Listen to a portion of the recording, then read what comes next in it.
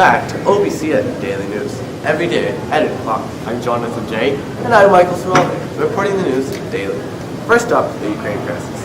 Recently, diplomats met up to discuss the options for the crisis. The final verdict, no violence.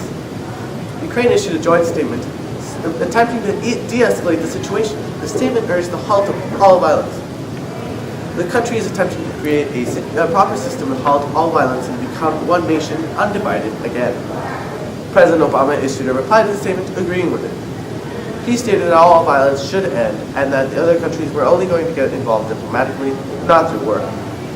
Russia annexed Crimea a few weeks ago, and that has remained. The government of Crimea has accepted fully the fact that they are now part of Russia.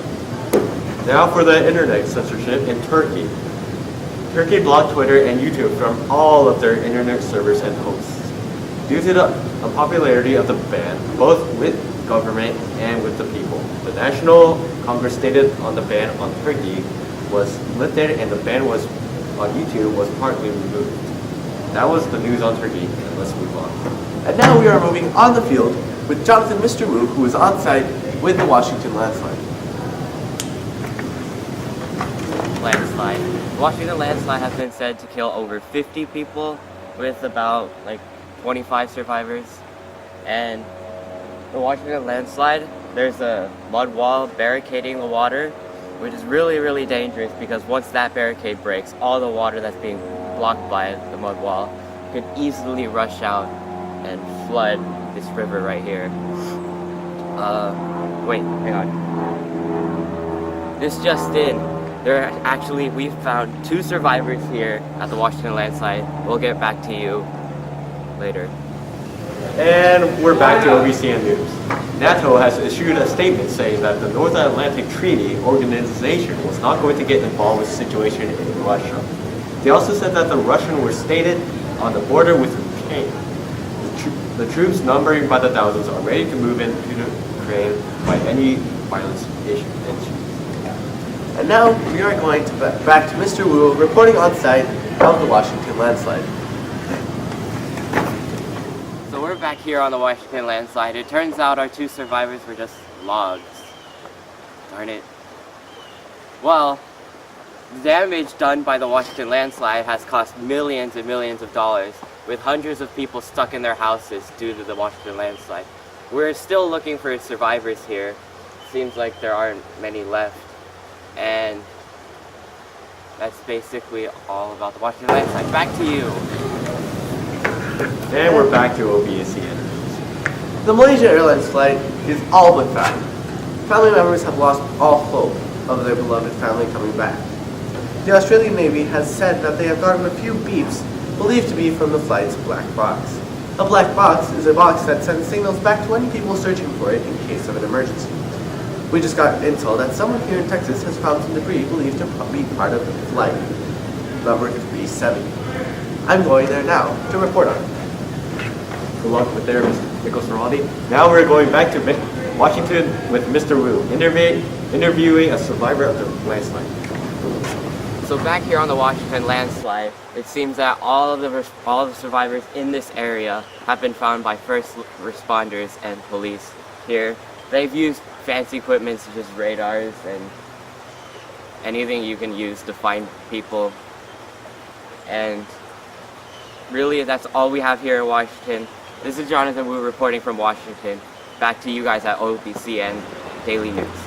And we're on site here, where people believe to have found some debris related to the Malaysia Airlines flight number 370.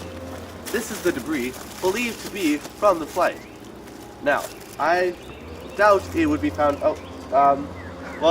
I doubt it would be found here in Texas, but people believe it could be anywhere in the world now. So this is some debris that we believe is from flight number 370. The Malaysia flight has been lost for over 4 weeks now, and nobody has found it.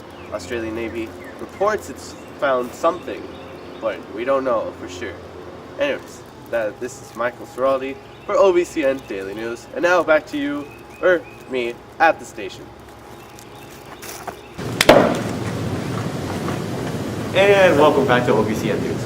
Welcome back. There has recently been a bombing on one of Pakistan's government buildings. The attack was directed by the country's own Taliban Taliban issued a statement saying that they want to return for the country's security. And now we are back now we are going to go back on the field in Guinea, where there has recently been an Ebola outbreak. Third here reporting with OBCN Daily News. We're here in Guinea about the recent Ebola outbreak. The World Health Organization has stated that the virus is local to Guinea. About 120 people have died according to the WHO. There's no reported cure or vaccine, so containing the outbreak has focused on supportive care for those infected with the virus and isolating them to limit its spread. The source is believed to be from an animal. This is News and Thrift reporting for OBCN Daily News. Goodbye.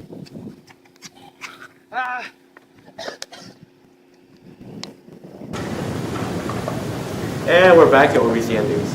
Recent protests in Venezuela have picked up. A lot of people have been injured. Spain has stopped giving the country riot here due to the country's instability. Air Canada has also canceled all flights to Venezuela for the same reason. North Korea has recently been doing missile tests. South Korea, where it has issued statements warning the northern portion of the peninsula to stop. We have a man on site in North Korea. Let's go to him now. What's happening? What's happening? I don't know! Well, we'll get back to you on that. Sorry about that. On the other hand, stay tuned for the series premiere of OBCN's Iris. This is OBCN News, and good night.